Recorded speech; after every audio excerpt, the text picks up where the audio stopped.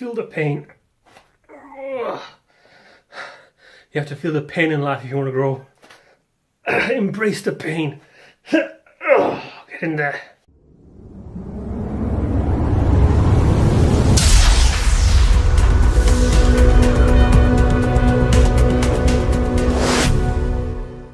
Yes! Welcome to Iron Mind, a show where I'll be discussing with you stories and suggestions that could help you achieve the goals and ambitions that you have in your life. Here on Iron Mind, we're going to try to unlock a productive mindset. We will try to discover an ironclad psychology. We should all try to achieve the Iron Mind understanding that we have in us all. So today, guys, what I want to talk to you about was pain.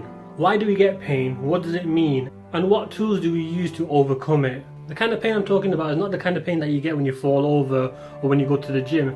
I'm talking about psychological pain, emotional pain. We all get it from time to time. Sometimes somebody hurts us, there might be a loss that we feel. Whatever kind of pain that there is, there are ways around it. Many of us feel the need to escape from the pain. Some people do drugs, some people go to the psychologist, some people decide to go to the gym. But for most of us, we're so scared of the pain, we decide to ignore it. When we ignore the pain, our health suffers, our work suffers, above all else, we suffer. The way you're going to see pain is, it's like a fire. Now if you don't pay attention to that fire, it'll grow out of control and it'll burn you from the inside out. I read a statistic today. In 2014, over 6,000 people in the UK committed suicide. That is a shocking number. Why do people feel so bad that they feel the need to take their own lives? I'm saying something very heart-wrenching today because a lot of us feel the need to ignore pain. It's the thought of the pain that we can't stand. And because we can't stand the thought of the pain, we don't even address the pain itself. Let me ask you a question.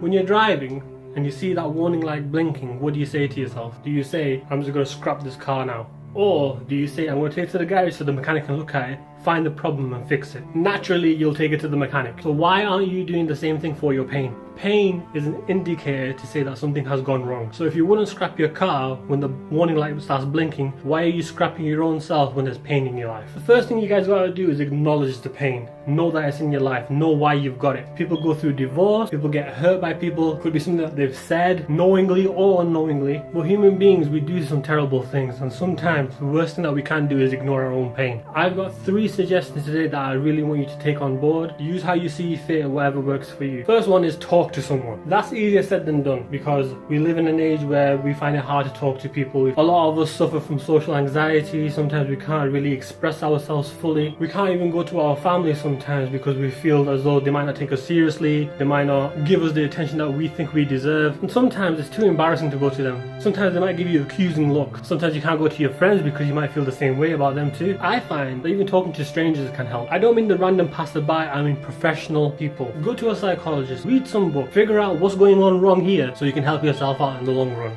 Second thing is work out. You don't have to hit the gym heavy. If you've got a gym handy, great. If not, pick up a pair of weights and just go to town. I found in the past when I've been stressed out, when I can't be bothered with anybody, that dumbbell helps you so much. Lifting that weight, it takes a lot of mental exertion just to pick those weights up and let them down and do so many reps with it. The more harder you work, the more tired your body gets. Eventually what you'll find is all that pain that you've got surrounding here and in your heart, it just gets transferred into your body. And then this calm, almost euphoric feeling hits you. Working out, guys, even if you just go for a bit of a walk, clear your head. I started doing that myself now. I started going for walks. I suggest the same to you guys. If you don't fancy the gym, you don't fancy heavy weights, or you don't like the run, just go for a walk. The main point I'm trying to say is be active. This last one, you guys are going to find it kind of hard. But the last thing I'm going to tell you to do to get over your pain is cry. Yes, cry. Wah. Sometimes it's the best thing to do. It's better than talking. It's better than weightlifting. Sometimes crying is just so amazing. When you cry, you let it all out. It just disappears from your body. There are people out there that say, oh, you know what? Men don't cry. Let me tell you something. Real men do cry because real men are human beings and human beings have emotions. Some of us do have trouble crying. And it's not that because there's something wrong with us. It's just that because we've not done it for so long. It's like a muscle. You need to do it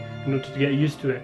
We get so overwhelmed sometimes and we just be about to explode. But when you just cry, it all just comes out. Crying is an incredible tool to help you get over your pain. No word of a lie, guys.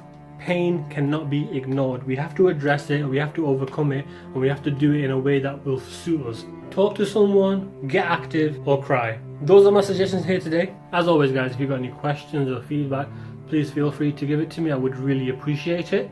And remember, The best lessons in life are free. So please feel free to learn this lesson of me. My name is Yasser Haya. This is Iron Mind.